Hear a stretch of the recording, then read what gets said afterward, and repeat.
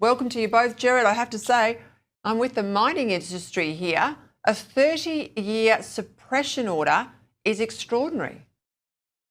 As far as I'm aware, Peter, this is unprecedented. This is far longer than even some of the most secretive cabinet documents. It's very hard to see how this is in the public interest. And as the judge conceded themselves, this actually really damages public transparency. Now, a couple of crucial things have been cited for the reasons here. And bear in mind that both the government's lawyers and the traditional owners or the traditional voices, Indigenous people involved in this, asked for this suppression order.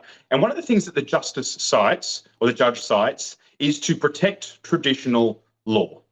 And there were some comments made by those legal practitioners that this wouldn't be helpful for the wider public to be aware of what's going on. And I'm not going to assume anything sinister going on here, but when did we have such a terrible two-tiered justice system? All of us are Australians. All of us should be held to the same standards, the same accountability, the same legal system. And the idea that something should need to be suppressed because it's none of our business how Indigenous law is practiced, I think is absolutely outrageous. And Tanya Plibersek, what has she done? What catastrophic decisions did she make? What guidance did she take?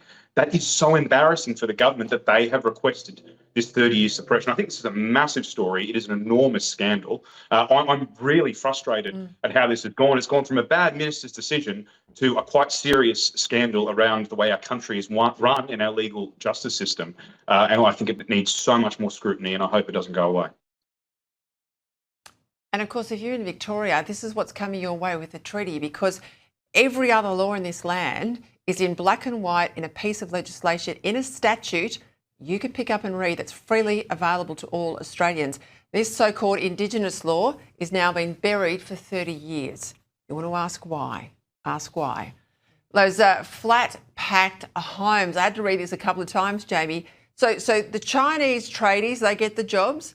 The Chinese construction industry gets the work. They build these homes and they then turn up in Australia. We get a couple of people there, a bit like IKEA, to put them together. But as I say, all the investment, the work and the jobs are in Shanghai, not much here in Australia. I mean, who thinks this is a good thing? I don't. No, I'm with you there, Peter. This should be sending chills down the spine of everyone that works in the construction industry, because yet again, we are sending jobs offshore over to China and further adding more of our reliance on China as well.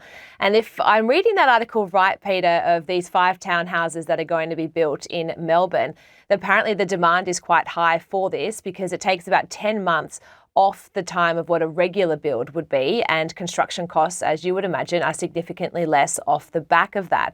But they will be 85% built over in China, but they'll be doing things like waterproofing, electrical work, and then the finished product, or the 85% product, comes over to Australia. It's apparently looked at in China and Australia to make sure that it does reach our guidelines, but it will always have that query as to whether or not we can ensure that top quality of construction. But my biggest concern, Peter, as you just mentioned, it's the amount of jobs that we are letting, again, go offshore over to China. I don't know about you, but I really just think having a flat pack IKEA-style home really doesn't tickle my fancy.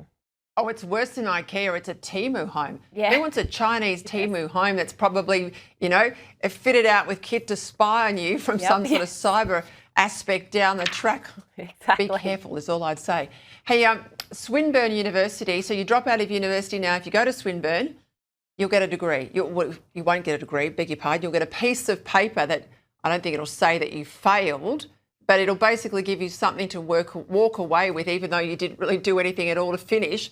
I mean, this is the tertiary manifestation, Gerard, of the every child gets a prize nonsense that's coming through our schools.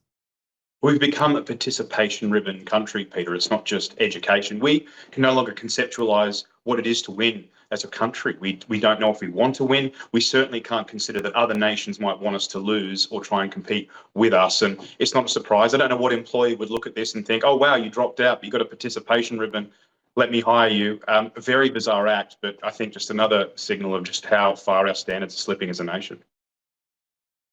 It is nuts. Hey, the CFMU inquiry in Queensland, the Royal Commission, you've got the former Labor leader, now opposition leader, Stephen Miles, former Premier, and a number of former Labor ministers. They're all scratching around now, desperate to get legal indemnity for their costs in this inquiry. What do you make of this one, Jamie? Not good.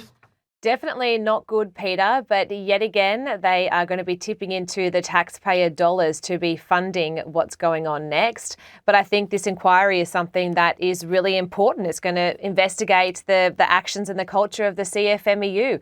It's something that's important, but I don't like the fact that in the headline, it's that they're going to be using more taxpayer dollars to fund it. If the former Premier did the right thing all the way along, he should not need indemnity. We'll leave it there. Thank you both.